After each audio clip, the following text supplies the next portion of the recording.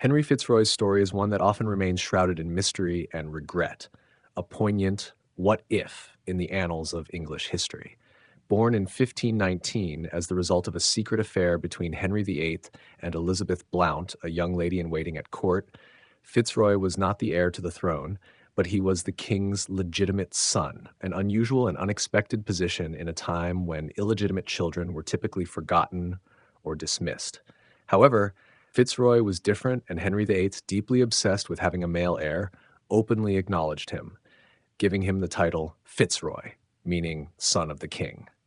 This recognition, a bold statement against the strict norms of the Tudor court, set him apart from other children born outside marriage. From the moment of his birth, FitzRoy was destined for greatness. He was not just a child, he was a symbol of Henry VIII's deepest longing, a living proof that the king could produce a healthy male heir. Henry's public acknowledgement of his son transformed FitzRoy into a focal point in the court, with both allies and enemies watching his every move with curiosity and caution.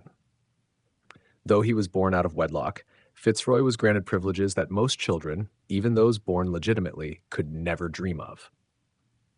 Unlike many other illegitimate children, FitzRoy's future looked bright. As a teenager, he was granted high titles and responsibilities, titles like Duke of Richmond and Somerset, roles within important councils, all of which were usually reserved for the most senior of nobles. These titles were not only marks of a father's affection for his son, but also Henry VIII's way of asserting to the court that FitzRoy was a figure of power in his own right. In a world where the legitimacy of birth was of utmost importance, this recognition made FitzRoy a potential successor to the throne, a living symbol of hope for the king's dynasty. But FitzRoy's existence also caused unease among many at court. His rise to power threatened to destabilize the already fragile political environment. Though still young, FitzRoy was under intense scrutiny, seen as a potential heir to the throne, especially if the king's legitimate sons, Edward VI and the future Mary, failed to produce male heirs. His very existence was enough to unsettle those around him, with some fearing that his claim could challenge the established order.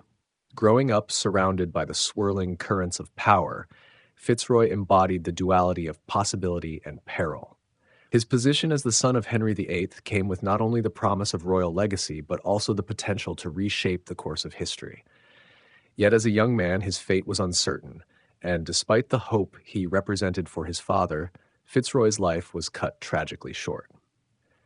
In 1536, just after turning 17, FitzRoy died unexpectedly, leaving behind a royal dynasty that remained unfulfilled in its desperate need for a male heir. His death sent ripples through the court and dashed any hopes that the king's long-awaited son might one day take the throne. The life and death of Henry FitzRoy are haunting in their untold potential.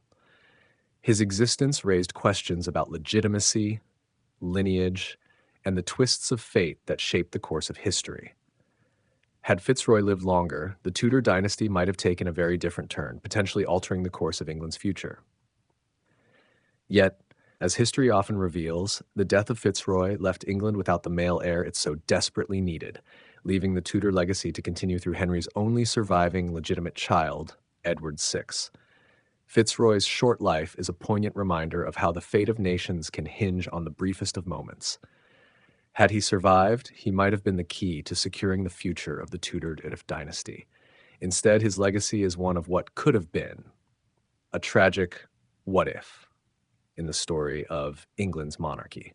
This tale of a prince who never was, of a son denied the opportunity to fulfill his potential, lingers in the historical consciousness as a powerful reminder of the complexities of royal succession and the human cost of a monarchy obsessed with legacy and heirs.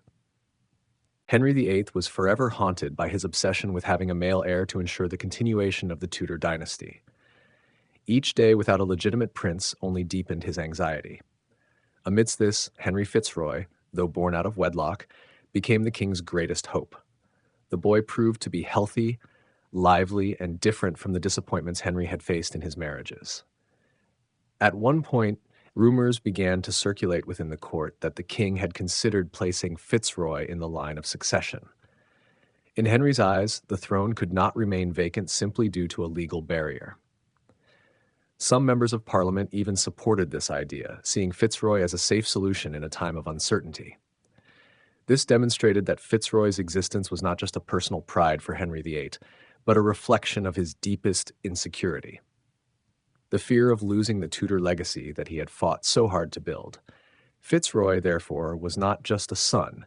He was a fragile symbol of hope, a temporary answer to a king desperate to leave an immortal mark through his bloodline. When Henry FitzRoy was only 14, he was arranged to marry Mary Howard, the daughter of the Duke of Norfolk, one of the most powerful families in England. For Henry VIII, this was not a simple youthful marriage, but a calculated political move aimed at securing Fitzroy's position, making him a central figure in the web of power. This marriage was seen as a statement that Fitzroy was not just an illegitimate son, but could become a key player in the future of the dynasty. However, both Fitzroy and Mary were still too young, and they had no children. The union seemed more like a political tool than a genuine family bond. Yet, it showed that Henry VIII had high expectations for this special son, viewing him as a guarantee to maintain the strength of the Tudor dynasty. For Fitzroy, the marriage was a clear sign that his fate was never truly his own.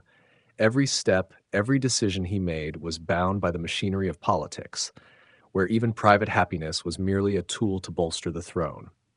In 1536, at just 17 years old, Henry FitzRoy's life was cut short. His death, thought to be due to tuberculosis, left him weakened and unable to recover. For the court, it was a devastating shock, but for Henry VIII, it was the deepest sorrow. He had lost the only publicly acknowledged son, a living testament to his hope for a male heir. Fitzroy's death was not only a family tragedy, but also a blow to the future of the Tudor dynasty. The rumors about placing Fitzroy in the line of succession dissipated like smoke. A door that had once opened with hope was now shut, leaving an overwhelming sense of insecurity over the entire kingdom. Fitzroy left this world far too young, without leaving any mark other than being the king's son. But it was this brevity that made his name a symbol for what could have been. The history of the Tudors will forever remember Fitzroy as an important piece of the puzzle, though he never had the opportunity to complete the picture. The early death of Henry FitzRoy left a significant gap in the history of the Tudor dynasty. Although he lived only 17 years, he became a symbol of Henry VIII's obsession and burning desire for a male heir.